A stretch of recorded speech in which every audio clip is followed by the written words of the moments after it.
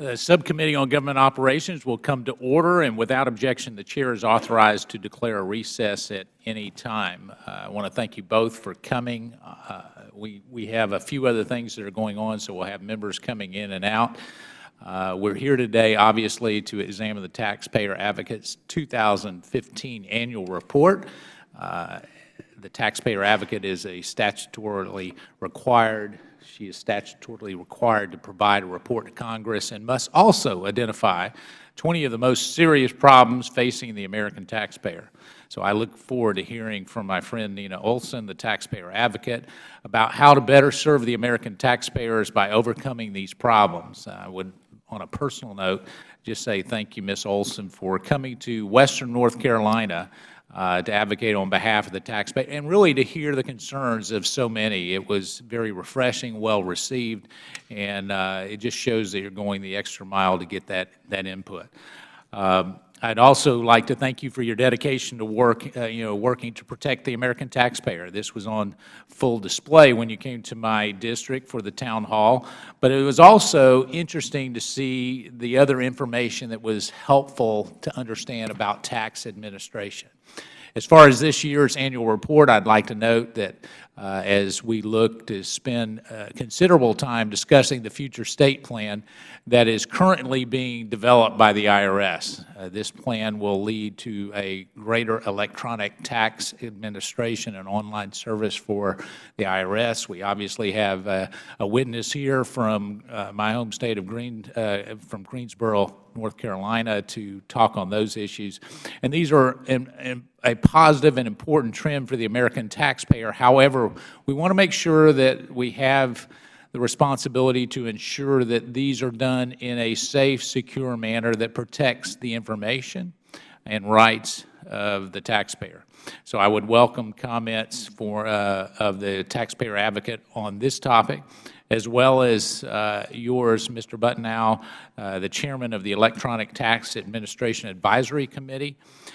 Your expertise in the area of tax administration will provide a valuable insight as Congress conducts the oversight of the IRS's future state plan. The Taxpayer Advocate report also discusses troubling trends in two important areas: improper payments of the Earned Income Tax Credit and the difficulties administering the Affordable Care Act. The EITC is one of the largest and most important tax credits available to low-income taxpayers, and the Taxpayer Advocate reports that noted an estimated 27%, that's right, 27% of the $65 billion in EITC claims result in improper payments. This is roughly $17.5 billion and potentially a massive waste. We'll look forward to hearing more from the Taxpayer Advocate about what is being done to reduce the improper payments with regards to the EITC payment program. Regarding the ACA, the IRS has seen massive overpayments by individuals of the individual mandate penalty fee. Last year, approximately 412,000 taxpayers overpaid by an average of $123 per return. The IRS needs to help taxpayers understand precisely what is their penalty for payments under the ACA.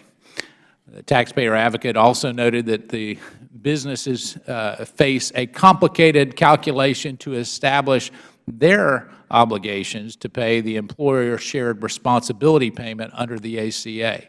We have heard from constituents in my district as it relates to that complex issue as well.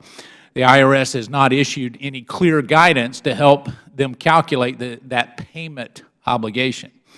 Furthermore, the Taxpayer Advocate reports that the IRS's employees who will handle those complex cases lack this specialized training needed to do their job effectively. So in short, the ACA has imposed burdensome requirements on the American taxpayer, but the IRS is not doing enough to help the public understand and comply with the law. I look forward to hearing from both of our witnesses today, and I want to thank each of you for coming. And I'll now recognize Ms. Plaskett as the ranking member providing an an opening statement instead of Mr. Conley. So she is now recognized for her opening statement. Thank you very much, Mr. Chairman. Good morning to you. Thank you so much for being here with us. I first want to thank Mrs. Olson, Mr. Boutenow for the work that they do and for being here today. I sincerely believe that the work that you both do on behalf of taxpayers and Congress is vitally important, especially this time of the year when millions of Americans are filing their taxes and, frustrating. And I personally, I think I have little stomach aches during this time of year. What about you, Mark? Without a doubt.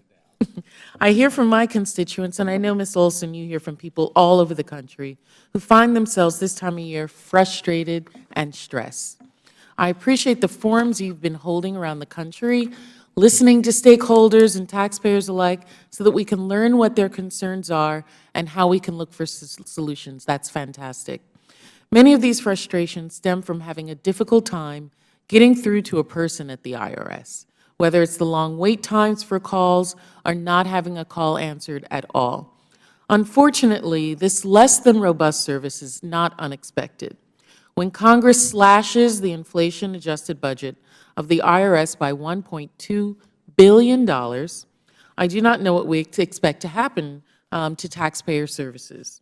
Ms. Olson, you addressed this in your report, stating, and I quote, "The National Taxpayer Advocate has been recommending against significant reduction in the IRS's budget because reductions of this magnitude harm taxpayers. Because of the budget cuts Congress has imposed, the IRS has cut staffing and now has 13,000 fewer full-time permanent employees. Because of the budget cuts, IRS's IT systems are totally obsolete. Some of the systems date back to, I thought this was a typo when I saw it, but it says Kennedy administration. These systems are so old that young IT professionals and recent college graduates do not want and do not know how to work on them. The IRS cannot find people who can code in the old languages that run these systems. This is absolutely unsustainable. The IRS has outlined its plan to modernize its IT systems, create efficiencies through online taxpayer accounts and its future state initiatives.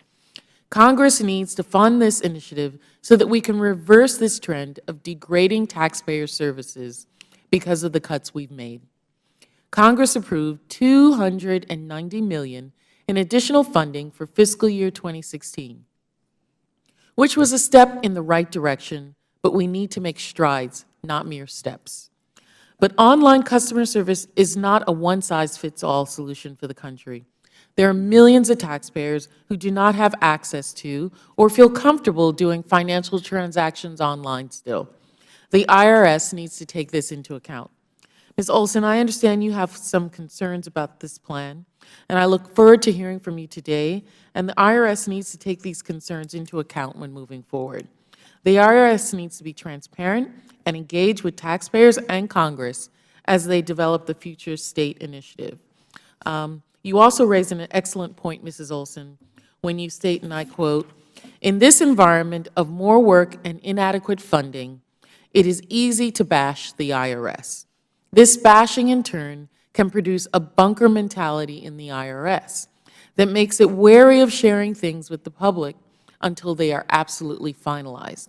But that means the IRS will almost certainly miss things and get things wrong, precisely because it hasn't engaged the public and floated proposals publicly before they become set in stone. You also recommend Congress assert our oversight authority and insist the IRS come sooner rather than later to explain the specifics of the future state initiative. You also state, and I'm going to quote you again, "It is important that these hearings be kept separate from the hearings Congress has conducted in recent years over actual or perceived IRS shortcomings, letting us see their plans and their initiatives and their thoughts on moving forward, not just having hearings about what specifically they're doing." I feel like you were speaking directly to this committee. Were you not, Ms. Olson? I call on my Republican colleagues to heed this advice and to bury the hatchet so that we can work together to improve taxpayer services for all of our constituents. Thank you very much. I thank the gentlewoman for her comments and want to follow up just very briefly on that. It's very easy when we start to look at problems in the federal government to paint with a very broad brush all federal employees. I've had the opportunity, Ms. Olson, you know, I had the opportunity to visit some of the employees at the IRS. It's part of a longer process where not only do we visit them here, but throughout the country, as you and I have discussed.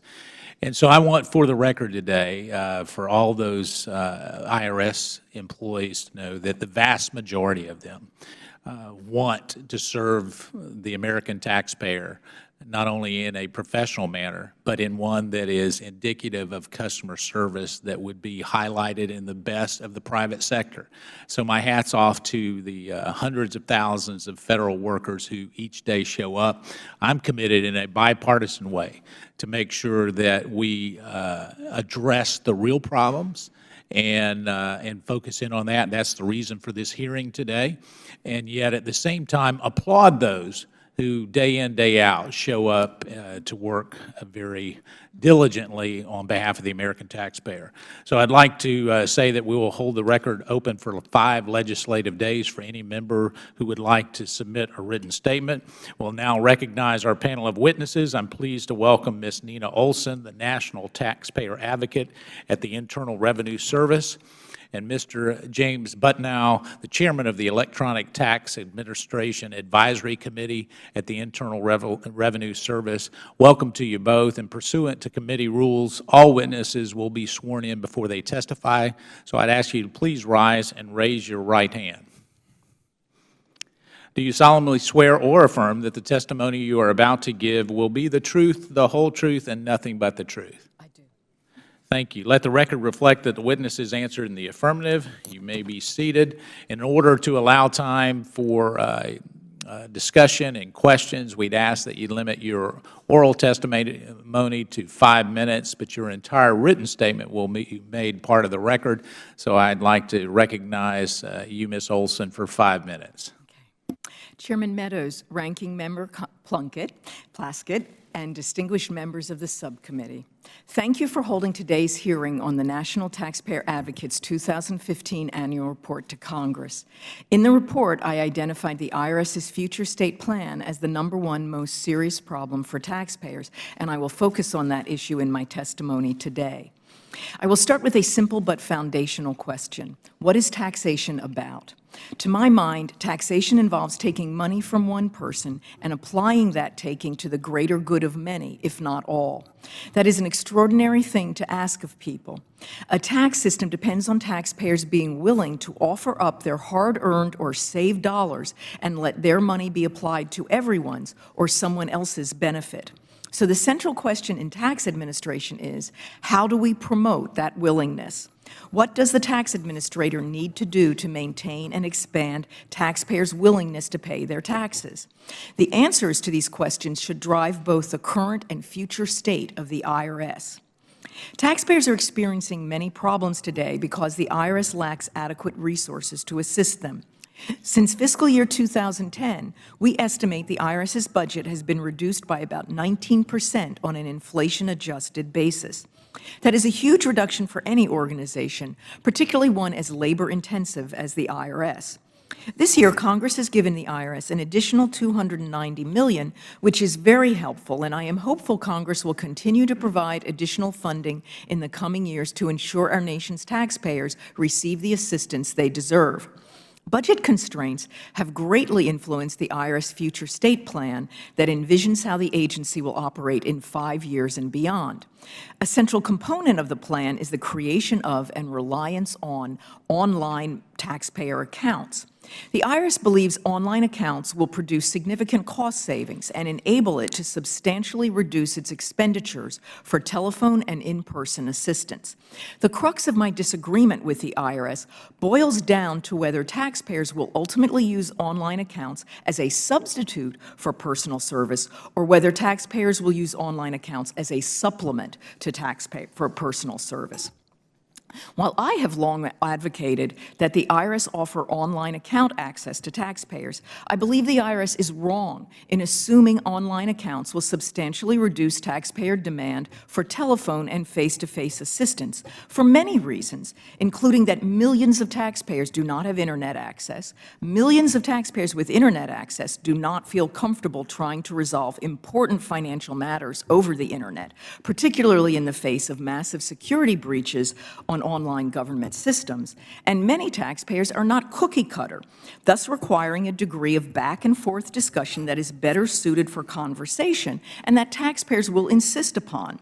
Therefore, it is critical the IRS not develop future plans based on assumed cost savings that may not materialize. The IRS likes to say it needs to provide the same type of service that financial institutions provide to their customers. Well, the results of the most recent annual survey conducted by the Board of Governors of the Federal Reserve System shows that, and I quote here, while mobile banking users are utilizing technological platforms at a high rate and on a consistent basis, they have also maintained connections to their banks through the more traditional branch and ATM channels, end quote. Yet despite this evidence of consumer behavior in the financial sector, for several years now, the IRS has been reducing face-to-face taxpayer service options at its taxpayer assistance centers, and it has recently decided to switch to an appointment-only system at all of its TACs by the end of 2016. The TACs, which were previously known as walk-in sites, will no longer accept walk-in taxpayers. And the IRS is conducting a pilot under which it will not even accept tax payments from walk-in taxpayers. In short, the IRS is failing to meet the needs of many walk-in taxpayers for personal assistance, and I find the notion of declining to accept tax payments from walk-in taxpayers inexplicable and baffling for a tax collection agency. The results of the appointment-only TAC pilot show 20% of the taxpayers had to wait between 13 and 41 days to obtain an appointment, and 5% had to wait more than 41 days for an appointment. In my written testimony, I describe how taxpayers who arrive at a TAC without an appointment are being treated. I am also concerned that as taxpayers give up and stop going to the TACs because they are not providing adequate assistance, the IRS will use the data of declining usages to justify further reductions in in-person service. For many years and in many areas, the IRS has made more services more difficult to use and then touted the declining usage of that service as a basis to cut the service further and to eliminate it entirely. To me, that's disingenuous. I believe the IRS the future state must adopt as its North Star the needs of the vast majority of taxpayers who are willing to comply with the laws. I use the word willing here deliberately because it includes taxpayers who may not now be in compliance. These are taxpayers who want to comply, but for one reason or another are not able to. My point here is that rather than designing tax administration around the small minority of taxpayers who are deliberately evading payment of tax, we should design our rules and procedures to make it easier and clearer for the willing taxpayers to comply. In my opinion, any future state plan will fail unless the IRS changes its focus to prioritize taxpayer assistance and does a better job of listening to taxpayers and their representatives about what it takes to maintain and enhance voluntary compliance. Thank you, and I'll be glad to answer any questions. Thank you, Ms. Olson. Mr. Butnow, you're recognized for 5 minutes. Thank you, Mr. Chairman, and thank you. If you'll push that red button right in front of you, or it will be red once you push it. Sure. Thank you, Mr. Chairman, and thanks to the subcommittee for holding today's hearing on the National Taxpayer Advocate's 2015 annual report to Congress. The Taxpayer Advocate and her office are critical voices to the rights of all taxpayers and the improvement of tax administration. Each year, the taxpayer's best friend, Nina Olson, and her team take a very productive approach to reducing taxpayer burden while increasing overall voluntary compliance. The IRS Electronic Tax Administration Advisory Committee, or ETAC as we're known, was formed by law in 1998 to make strategic recommendations to Congress on how to improve overall tax administration through electronic means. In short, we are objective, outside digital strategy consultants to the IRS. In the past few years, ETAC has been focused on two big challenges in tax administration today. First, the proliferation of tax identity theft, and second, the inadequate levels of taxpayer service at the IRS caused by an antiquated customer service model. The committee believes that a key solution to both of these problems is a more innovative, digitally enabled IRS. Much of this is outlined in the IRS's Future State Initiative. Now, to address the urgent problem of tax identity theft, the IRS Commissioner has formed a Security Summit, which is a coalition of state and industry leaders. ETAC applauds this collaboration with industry and for the IRS when working together with this important group to find solutions. Authenticating taxpayer identities is absolutely foundational to a digitally enabled IRS, and the Security Summit is working towards some innovative solutions to this challenge. But today I'm going to focus on the future state of taxpayer service at the IRS. Now, first, let's take a look at where we are today. Now, for most taxpayers interacting with the IRS, it's not quick, it's not easy, and it's mostly done by paper and phone. Most taxpayers have no idea about their tax information or their status at the IRS. And when they do have to interact with the IRS, they're often greeted with long wait times and extended answer periods. Now, these are big problems, especially for the 43% of taxpayers who have to interact with the IRS outside of filing a tax return. Now, the IRS's current state and their history, quite frankly, could leave us feeling quite pessimistic about the near-term possibility of modernizing taxpayer service. But the IRS has committed to a digitally enabled taxpayer service model with its Future State Initiative. The IRS Future State vision aligns with ETAC's vision of how taxpayers should be served by their tax administrator. Now, an ideal taxpayer experience allows taxpayers to fully understand their tax obligations, have transparent access to their tax information and status with the IRS, and allows the taxpayer to effectively and securely interact with their tax administrator in the way that they want to be served. Now, these are big statements, but they're not revolutionary. In fact, the future state mirrors the customer service experience that most financial institutions and many other companies already provide today. So what will the future state mean for taxpayers? First, it will mean transparency when there's hardly any today. Taxpayers will get information customized to their circumstances, including their specific tax responsibilities. The future state will also mean real-time taxpayer service. It will allow taxpayers to securely interact with the IRS online. Now, what about taxpayers who want or need to deal with the IRS in person or by phone? Now, these taxpayers, they're not left behind. It's true that increasing numbers of taxpayers prefer interacting online. When the IRS creates digital tools, it can meet their expectations. But importantly, by doing so, the IRS will also free up phone lines and IRS employees for taxpayers who really need and prefer human interaction.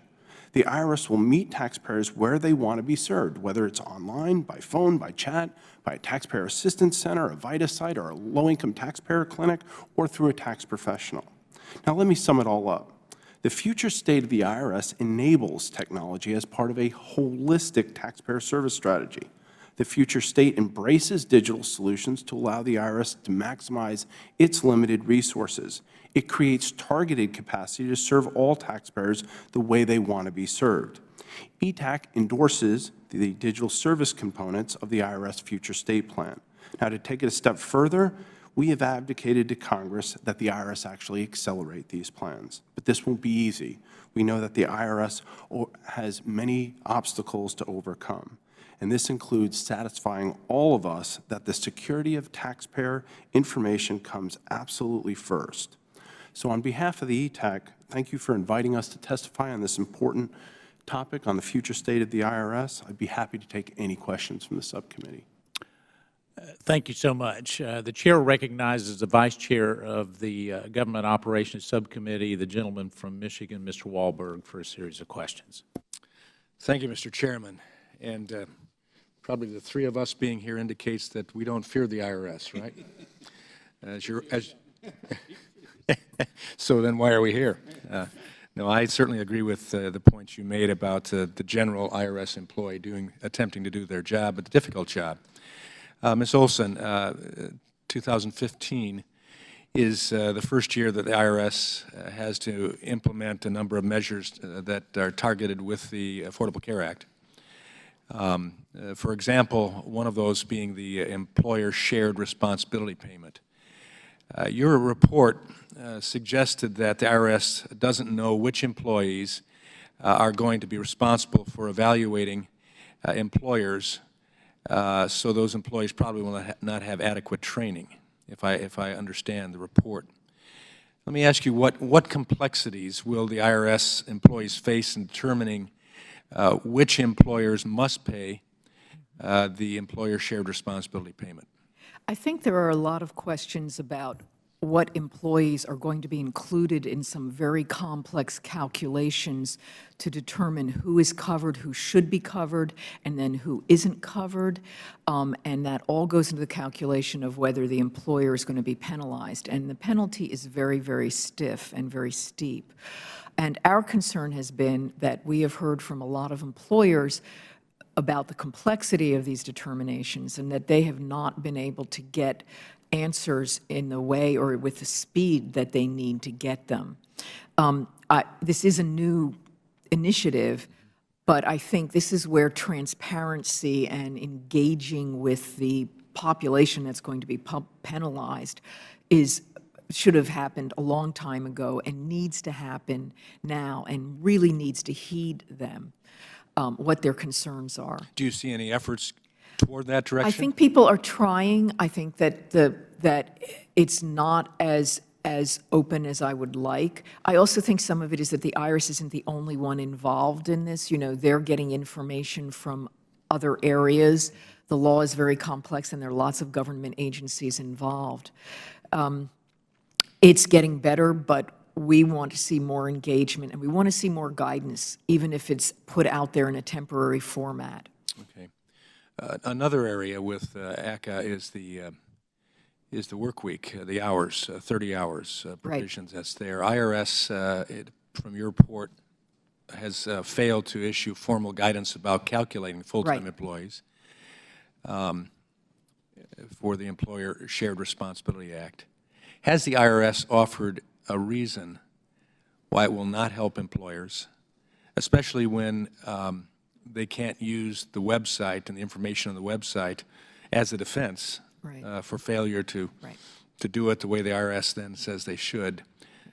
Is there a reason why they won't help employers to understand their obligation? I have not heard a reason, and we really focused in on that 30-hour calculation because that's what we heard a great deal from employers.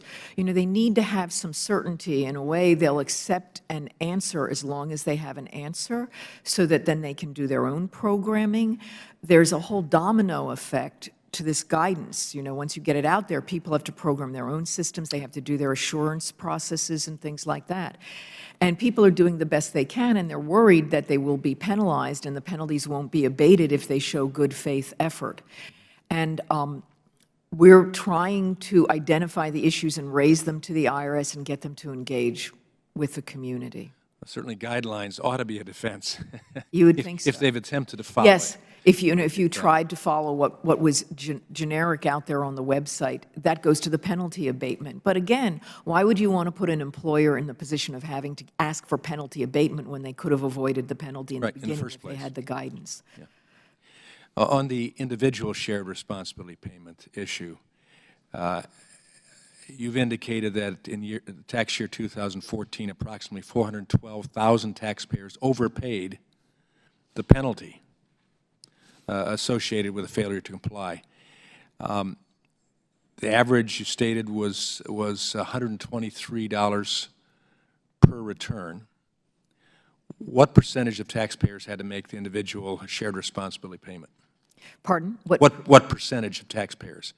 You know, I don't know the answer to that. It's in my testimony. It's in my annual report. I can get you that. We have 412,000 taxpayers. It's just wondering what percentage Of them all, those. I don't know the answer to that, but I can give you that. We could get that. That'd be percentage. great. Yeah. You know, those overpayments a lot of them were driven by software not asking taxpayers to identify their exemptions. And so they were actually exempt from having health insurance. but they didn't ask, and so the software didn't ask, and so they didn't tell anybody. And that's also true that some of the preparers didn't ask. We were able to work with the software companies to get some of those programs changed for this filing season, and we'll be looking very carefully at those overpayments to make sure that it doesn't happen again. Well, thanks for looking. I yield back. I thank the gentleman. So, Ms. Olson, one quick follow-up question. Is it the guidance ambiguous enough that the IRS should consider a waiver of penalties until we get the guidance more specific? My personal opinion is that this law is so complex that for the first year, we should be very, very lenient and only apply a penalty where there's truly egregious, in-your-face ignoring of basic requirements. That this is a learning process, and we have to have a partnership with the employer population so that we can identify the issues, get clear guidance out there, use this filing season as a dry run. That is how I would have approached it. All right. Thank you, Ms. Olson. The chair recognizes the gentleman from Massachusetts, Mr. Lynch, for a series of questions. Thank you, Mr. Chairman, and I want to thank both of the panelists for your willingness to help the committee with its work. I did have a question that was raised earlier about the Affordable Care Act. A big part of the funding mechanism for the Affordable Care Act was the so-called Cadillac tax. Now, the Cadillac tax applies to generous health care plans, a lot of union health care plans. I'm a former union president myself, so I've served as a trustee of a health care plan. The tax is about a 40% tax. It applies to both the employer and the employee. Now, Congress, in its wisdom, delayed the implementation of the Cadillac tax until 2020. However, the limit stays the same. So thousands and thousands, probably millions of more people will be in that Cadillac tax category when 2020 rolls around. On top of that, so for every dollar over the limit, you'll pay a 40% tax. So 40 cents for every dollar you put into your health care over the limit. And it's prorated for employer and employee. So the employee is going to have to pay more on the tax, this Cadillac tax, and the employer. And then I read it more closely, and then the tax itself, the penalty, is taxed. So it really comes out to like a 58 or 59% penalty on every dollar spent over that limit. I'm just wondering, do employees and employers know that? Do the health care plans realize? Some of the problem with the Affordable Care Act, there's so many moving pieces in it that getting education out about all of these issues is very difficult. I have not looked at the statute specifically to see whether it's indexed for inflation. It's not. Then that would be something that we seriously need to look at. We asked Mr. Gruber, Jonathan Gruber, who was one of the architects of this plan, and he explained that it was not adjusted for the rate of inflation because they wanted more and more people over time to be captured by that tax. And I'm a former, I'll confess, I'm a former union attorney and union president. In my history, I have dealt with a lot of union plans, not only for the iron workers, but for the Teamsters and the wardrobe workers. And so all of these plans are going to be, and a lot of these big companies like Gillette and Raytheon and funny, the people who sat down with their employees and worked out a plan for their health care plan, the people who did the right thing, they're the ones that are going to be hit with this tax. And it's a huge problem. And it's multiplied because of the amount of the tax, and now we've delayed it, so more and more people are going to be captured. And I'm just wondering, from the IRS position, are we educating consumers about that? Because when it hits, it's going to be like a tidal wave. It's going to wipe out a lot of health care plans. I'm just wondering if we have plans, contingency plans for that event. I think this is something that, because it's so far off, it's not something that the IRS is thinking about messaging. And yet, Yeah. on the other hand, if you're really trying to drive people's behavior, you should be starting the messaging now so Yeah. that it sinks in and they can make the plans to not be hit in 2020. Yeah. You know, The I also, dilemma is that costs of healthcare keep going up. right. And you're telling people you want them to spend less on, employers and employees, you're telling them because of the tax, you want them to spend less on healthcare. Right. And so there's it's tough to From reconcile. the taxpayer's perspective, not indexing it, and I understand the policy reasons for why you wouldn't, but it's like the alternative minimum tax. Right, You know, exactly. it's More and so more people get It's captured. so irrational when Yeah. the taxpayer sees that number coming up, and they think they've held their withholding and everything like that, that you can have all the policy reasons in the world, but it feels profoundly unfair to the taxpayer. Yeah. Mr. Butner, you have any comments on that? I think I could echo what Nina says, and the ACA has got so much complexity to it, is that when you're dealing with the IRS, they're like, what's urgent now? And so what's urgent Right. now, what's urgent now, you know, after a while, you know, you look at what's urgent now, you fall behind on some things. And when you talk about falling behind on some of the individual shared responsibility or the employer shared responsibility penalty, you're looking at maybe the IRS should employ some of their administrative relief items like first-time abatement or such like that, so that it gives taxpayers some relief, because, you know, taxpayers are getting caught up on this, not voluntarily being caught up on this. They're just a victim of not knowing what to do. So, Right. you know, in order to promote voluntary compliance, by all means, I think you should give them a waiver of the first year. Okay. All right, fair enough. Thank you both. I yield back. I thank the gentleman. The chair recognizes the gentleman from Georgia, Mr. Carter, for 5 minutes. Thank you, Mr. Chairman, and thank you for being here. We appreciate you being here. This is obviously very important to all of us and to all Americans. Ms. Olson, in your 2015 Taxpayer Advocate Report, you list the right to a fair and just tax system as a taxpayer right. You would agree to that, right? Absolutely. Do you agree that a fair and just tax system is one that ensures that the tax credits only go to those who are qualified to get them? Absolutely. Taxpayers need to know that, you know, everyone is paying the right amount of tax, and that would include not getting credits that they are not eligible for. So it is inclusive in a fair and just tax Absolutely. system that tax rebates aren't going to people who shouldn't be getting them. Absolutely. Okay. In the report that we referenced earlier, you stated, or the report stated, that improper payments constitute 27% of the $65 billion that were handed out annually through the Earned Income Tax Credit. That amounts to $17.7 billion of improper payments.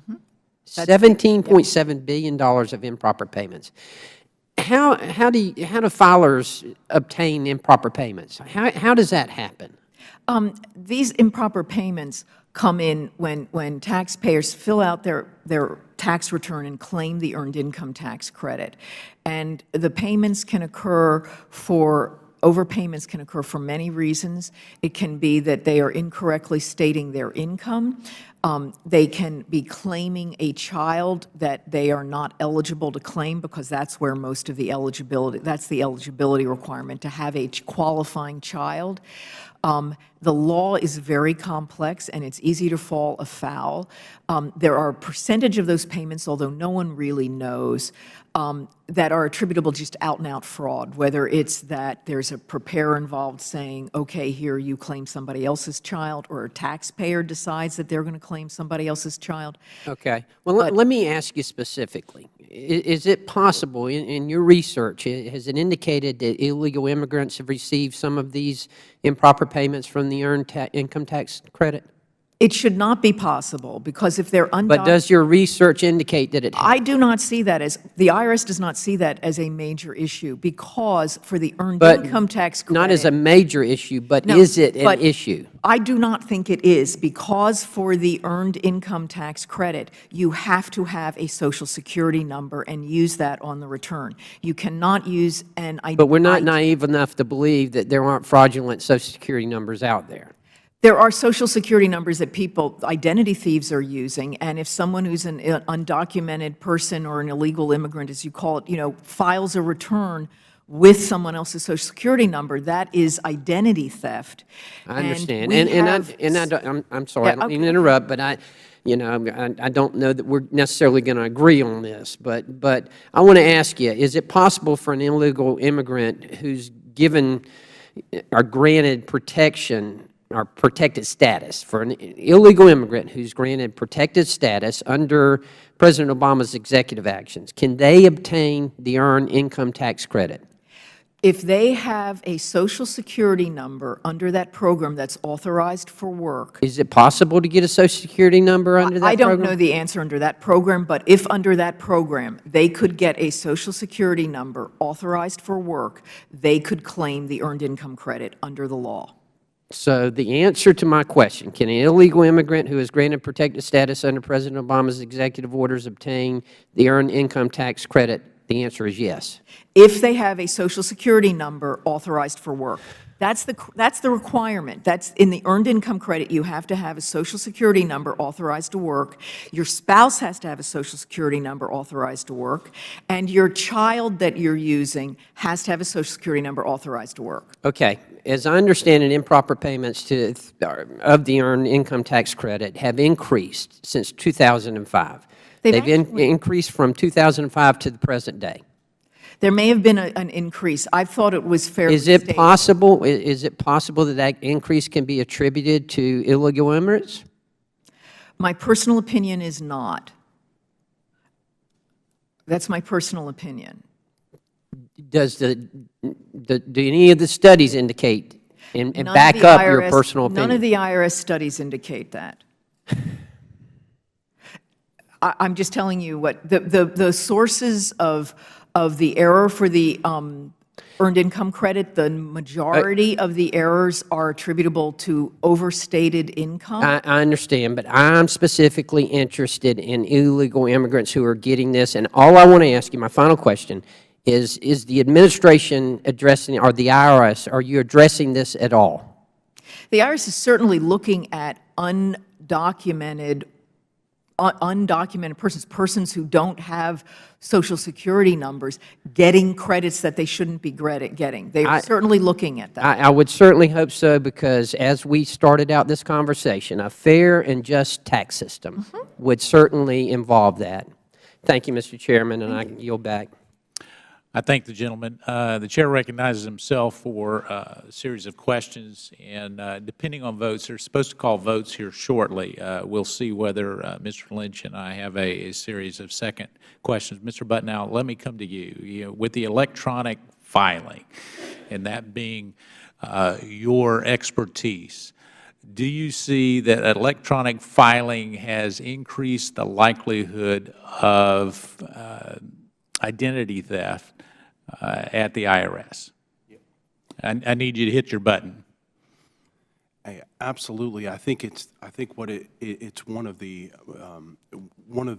elements that enabled it, right? So, when electronic filing and fast refunds have come about, it offers the opportunity for tax ID thefts to beat the IRS to the refund. So that they'll get the refund quick, long before the IRS has the ability to go ahead and verify them as a taxpayer. All right. So if electronic filing has increased the likelihood of identity theft, further going more digital, as you mentioned in your opening testimony under the future state plan, would that exacerbate the chances of identity theft?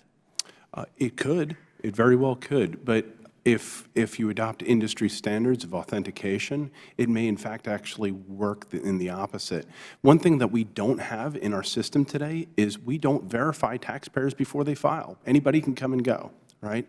Offering the opportunity for identity thieves to take someone's identity and go with it. If we were able to authenticate taxpayers before they filed, we would know who they are. All right. So in that, you make your living, I guess, with taxpayers being able to file electronically. Is that correct? Actually, I don't file one tax return a year, so no, I don't make my living on, Okay. on the e-filing. Well, your group does. I mean, I guess you're representing a Yes, group. that committee, yeah, I mean, and generally, we're in favor of e-filing, right? That's the mandate the ETAC has had since 1998. Where our original goal was to get the IRS, when they were at 15, 20% e-file rate, to 80%, and we've gone past that 80% goal. Right. So if that is your goal, and you have private stakeholders that are making a profit based on that, and the potential danger is that because of that new model, that we're getting additional taxpayer identity theft,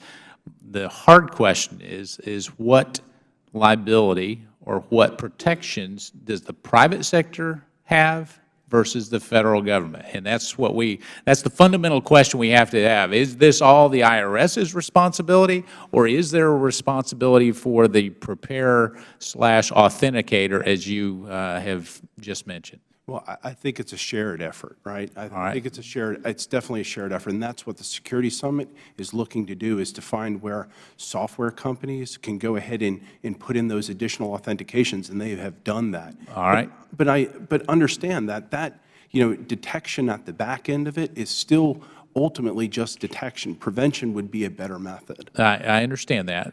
So the last question I have for you is, what impediments are you finding that would stop the private stakeholders from assisting the IRS with that authentication process?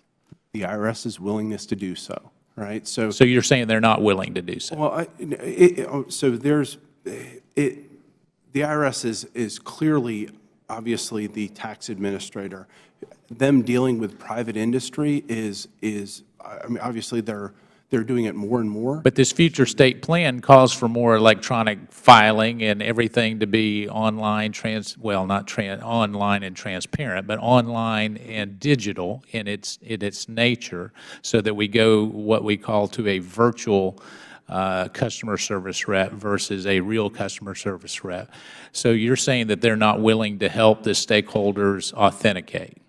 Because that's a pretty bold statement. If it's true, we need to address it, but that's a bold statement. No, what I'm saying is the IRS needs to view industry as a partner, right? And they don't.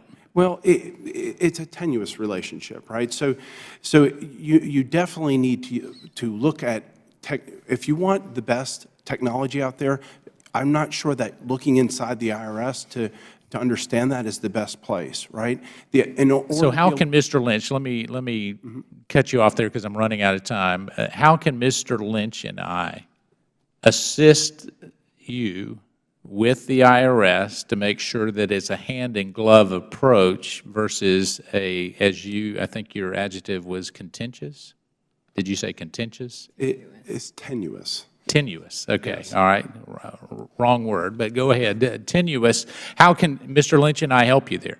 Well, I think by encouraging the IRS to work with industry. I mean, there's some barriers to going ahead and working with industry and on some of the disclosure rules that make it a barrier for sharing information. So there needs to be a partnership, a true partnership between the industry and the IRS when it comes to all things technology. The IRS can't expect to be a technology leader out there. There's many other people, many other companies and many other developers out there who are technology leaders. Yeah, they're still programming in COBOL, so I understand that. Well, I've run out of time. I thank you. I've got some questions for Ms. Olson, but I'm going to go to Mr. Lynch and recognize him for a second series of questions. Thank you, Mr. Chairman. One of the, we've recounted some of the weaknesses in the IRS system, lack of personnel, that has diminished of recent years, lack of communication between the taxpayer and the IRS, the risk of ID theft through filings. Do we have any idea how many false tax returns get filed every year? Oh, they're millions. Yeah, okay. And I have to say you don't need to get into that. The complexity of the system as well, the healthcare information component that's come in recently, and then the infrastructure weakness as well. I understand some of the programs that the IRS is using date back to the Kennedy administration, which is sad. I'm just worried about not just worried about, but I'm worried about the presumption of compliance, within the American people. And I think most people pay their taxes, try to do the right thing. I know there's countries where that is not the norm. I know Greece, very, very low compliance with tax laws. Nobody pays their, well, very few people pay their taxes. Mostly the government employees pay their taxes because the government takes it out right away. And I'm just wondering, with all these obstructions that I'm listing here, are we going to see a lower rate? Is there a trend now that you shouldn't pay your taxes, you should get off the grid? Is that something that might result because of all of these factors? Ms. Olson. I think that particularly last year's filing season, when we had such a low percentage of the phone calls answered by the IRS, or when you won't take a payment in a walk-in site, this is sending a message that we can't deal with you. And a taxpayer would say, well, if you can't deal with me, I won't deal with you. The problem with that is the IRS will eventually find you, and it'll be very unpleasant when that happens. Yeah. And I think, my concern is about the future. It's a combination of where we are today. We've got this bright picture of the future, but our technology is so far behind today, and we're just talking about, a customer account, but the data into that customer account has to come from about 200 different case management systems. Right. And, there are employees today who can't see into this system when they're trying to talk to a taxpayer on the phone, and you have to call somebody else to get the answer to that. So how that's going to merge in an online account, this is very, very complex. In the meantime, you also have the percentage of taxpayers who don't or won't use these accounts, and for very good reasons. And the other issue that I have about the online account is, as we try to protect the security of the taxpayer, and we should set very high standards for that verification, because we can't have one leak. I mean, that would be horrible. And the impact on compliance would be huge. Yeah. But if we set it high, we will have people drop out. The IRS right now is testing a version of the online account with IRS senior management and non-bargaining unit employees. So these are people who are fairly sophisticated financially. 50% of those volunteers could not get through the online account the first time around. Yeah, that's not good. 50%. Okay, thank you. Thank you for answering my question. Thank you.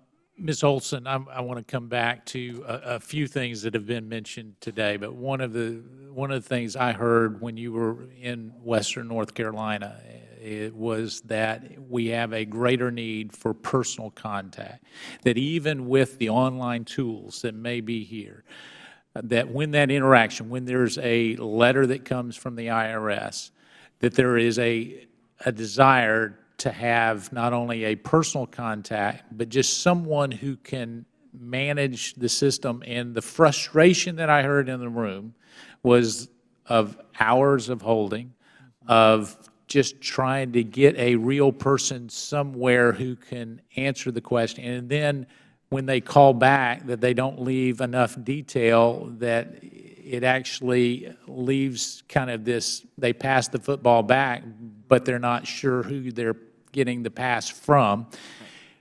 Was that input in North Carolina different than what you've heard in your other panels across the country? We have heard this consistently. We have heard both from taxpayers and practitioners that they want to talk to the IRS. For a taxpayer, they don't understand the notice that they've received, and they want to hear from the IRS what it means. And that would be true whether they get it electronically or they get it, in the mail. For the practitioners, they did say that they would find the online accounts very, very helpful, because they could look at the background, they could go online to their client's account, see what's going on in it, but then they would want to call the IRS. They would also use the account to monitor what happened after they talked to the IRS and the IRS said, "We'll do X." So it could get rid of some phone calls and, might get rid of 2 phone calls out of every transaction. But they still, for that critical, what are you, let me tell you this, let me hear from you. They want that interaction. So obviously, part of that is a resource issue. Yes. Part of it is not a resource issue, it's a commitment issue. And the reason I say that is I heard about, in your testimony, you talked about having to schedule an appointment for walk-up centers.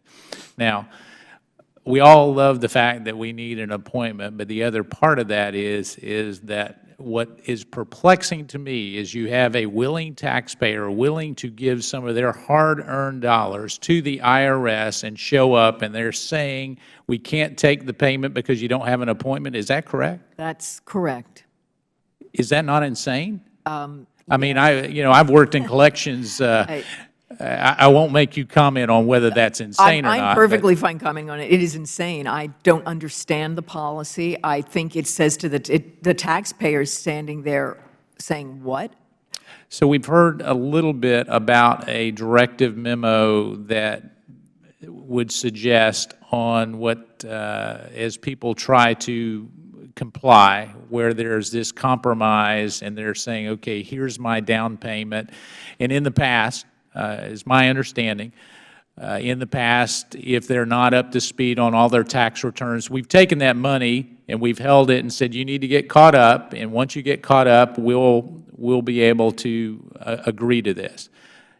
Is it true that now when someone comes in with a check and a compromise, that if they are not caught up, that we're sending the check back to the taxpayer? Is that true? The IRS released a memo this week saying if you file an offer in compromise and you give us your down payment, and you're not in compliance with all your tax returns, we are sending the money back to you, we are sending the offer back to you and saying get in compliance. So I will ask a second time, is that not insane? Yes, it is insane. Okay, so we have American taxpayers who are willing to pay their taxes, albeit maybe reluctantly, but they're willing to do it, and we have the IRS who is giving the money back or refusing to take the money because they don't have an appointment.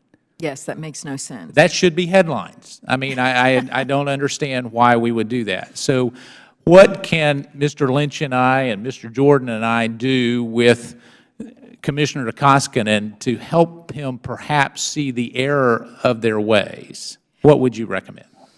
I think raising this in this hearing has certainly done a lot.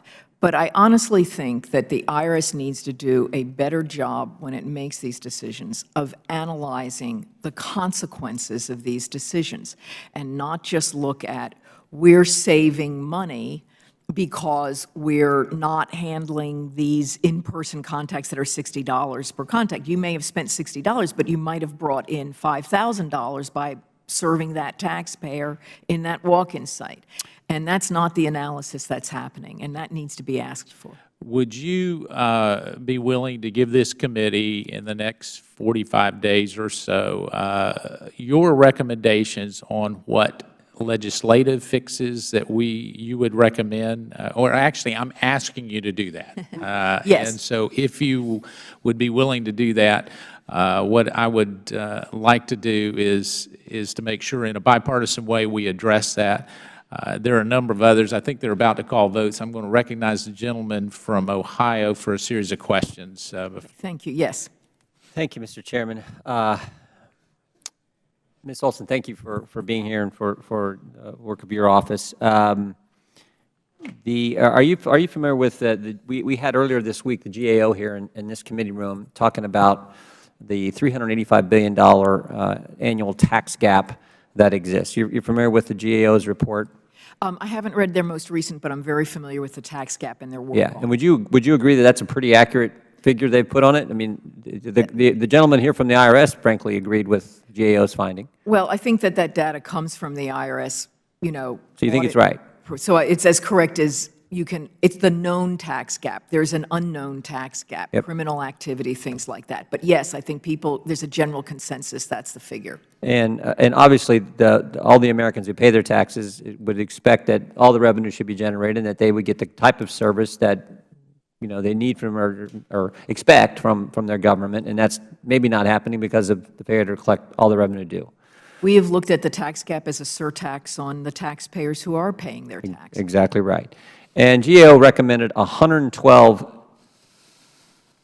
GAO had 112 recommendations to the IRS that would help deal with this significant tax gap. And our understanding is that the IRS has only implemented 53 of those 112 recommendations. Is that your understanding? That, I think, is what the report said, yes. Yeah. And obviously, that, too, seems to be not reflective of what's best for taxpayers, the failure of the IRS to implement all the recommendations. And the chairman was just talking about this appointment issue, which I didn't know about, which is, as you've said a couple times, I think is crazy. Maybe I think the term you used or the chairman used was insane. Did any of the 112 recommendations deal with that issue? Not to my knowledge. So there should be 113 at least then. Sounds like. Okay. Okay. The one thing I'm concerned about is an IRS that won't implement 112, now 113 recommendations that make sense, that will help taxpayers, treat them with the respect they deserve, is focused on something that I think potentially can harm taxpayers, harm their most fundamental liberties, and that is this whole geolocation stingray operation. Are you familiar with what stingray technology does? I have a high level of understanding. I'm not detailed level, Okay. but I understand what you're talking about. Yeah, and the witness who was here earlier this week said that he believes, we posed a number of questions to Mr. Dalrymple, who frankly couldn't answer many of them, but said he'd get back with us. But one thing he did offer to the committee was that he believes 37 times this technology, which without a probable cause warrant, was used on American taxpayers. By the IRS. By the IRS, yeah. I mean, good point. There are other agencies using it too, with I believe without Fourth Amendment probable cause type of warrants, and that the IRS is currently in the process of purchasing an additional Stingray unit, additional technology, at the cost of several $100,000. Would you believe? Do you believe that's in the best interest of taxpayers? I don't know that I have enough information to answer that question. I need to know who is going to use it and what are the protections for using it. And I don't have the knowledge about that. If it were available to anyone on the civil side of the IRS, as opposed to the criminal side, and due process protections and court orders were not being respected. Let me ask the question this way, Yes. Ms. Olson. Of those 112 recommendations that GAO made to deal with the $385 billion tax gap, that we now know should frankly be 113 recommendations based on the discussion between you and the chairman, do any of those 113 recommendations encourage the IRS to purchase an additional Stingray technology unit? Not that I know of. Yeah, that's my understanding too. So, but potentially, at least potentially you would agree with me that this Stingray technology infringes on the very taxpayers you're supposed to be advocating for, infringes on potentially their most fundamental liberties. I have a lot of concerns about its use. I share your concerns. Oh, thank you. Thank you, Mr. Chairman. I thank the gentleman. The chair recognizes the gentlewoman from New York, Ms. Maloney. Thank you, Mr. Chairman. Thank you, all the panelists, and thank you to the ranking member. The IRS is developing the taxpayer experience of the future, virtual taxpayer assistance through individual online accounts will replace the personal interaction for digital-savvy taxpayers. So, Ms. Olson, you write in your report that this plan has been driven by a really important consideration, and that is the lack of appropriate funding and continual cutbacks to the operations of the IRS. In your opinion, does the plan have the potential for making the agency more efficient in saving money for the future? I personally don't think so. I think it will create a lot of rework for itself. And if you were to move forward with this program, is it important or is it necessary for Congress to make a lot of contributions or contribute substantially to the cost of it, or? Well, it's going to require some significant upfront cost, revamping about how much whole do you think? systems. I really couldn't give you that estimate. I think it's parts of it are in the president's budget proposals, things like that. But it is, you know, just because we have systems that are still in COBOL, because we are just very archaic in our systems, to pull something off like this, to have it really an integrated system, is going to cost a lot of money. A total re-engineering of the IRS's IT. Mr. Botonow, most recent annual report to Congress from your organization makes the observation, and I quote, "Future challenges require digital transformation at the IRS," and you state, and I quote, "The IRS needs to transform its taxpayer services and compliance capabilities for the efficiency through digital tools." It's been reported that some of IRS's systems date back to the Kennedy administration. Will those systems support the transformation that you're talking about, Mr. Botonow? Yeah, ultimately. Now, this is not going to happen overnight. I mean, what the IRS needs to do is build, if they want to have an online presence, an online taxpayer service, they need to start iterating on that now, which means give us a solid plan of what the details are and start improving on each iteration. So as the IRS develops its capabilities, those systems that support those capabilities will need to be upgraded. The IRS Commissioner, John Costigan, acknowledges the responsibility to serve all taxpayers, including those who prefer personal over digital interaction. And I guess I'll ask this question to both of you. Is there anything that you would that you have not seen in this plan that you believe should have been included to improve taxpayer services? Well, my disagreement with the IRS is that we all agree that an online account is vitally important. My disagreement is that the online account is not going to substitute for in-person, you know, or phone assistance, that personal contact. It will supplement it. And as I said in my testimony, the Federal Reserve has borne that out in its surveys over the last 5 years, that people who are digital mobile banking users visit their branches on average 3 times in the month before the survey, by 87%. I mean, it's an extraordinary percentage. People want multiple choices, and they will use the online account, they will also use the phones, and they will also do face-to-face. And we should provide that to them, and I don't see that in the plan. Yeah, I would agree with all those statements. This is not a replacement. This is absolutely not a replacement. Now, but we need to go online. The IRS needs to go online. It needs to serve taxpayers where they want to serve. There's an increasing preferences as the millennials come online. They want to deal digitally. Tax professionals who file 57% of the returns out there, they want to interact with the IRS digitally just for basic information. Now, when it gets to more complicated areas of tax administration, things like in compliance, then I think there's a higher opportunity where people want to go ahead and talk with the IRS, but they should be able to interact with them online also. I agree with you. It's certainly the wave of the future. Everything's online, particularly with the younger generation. New York State is a great example of it. Right? They communicate almost entirely online and read online. They're not even reading normal newspapers. Everything's online. So I feel it's a way we have to move and go towards. Is the IRS moving towards going online or not? That is definitely its view of the future. But right now, can you interact online? Can you? No, you cannot. Ask, you know, You certain can basic questions you can should be find out answered where your online. refund is. The IRS last October took off the only service it had where you could email a question and have someone answer it back to you. So even as it's moving forward, it's moving backwards. Okay, my time has expired. Thank you. I thank the gentlewoman. I thank both of you for your testimony. They've called votes, and we've only got a few minutes left. And so I think we're both going to skip our closing remarks and just say thank you so much for being here today. If there's no further business before the committee stands adjourned.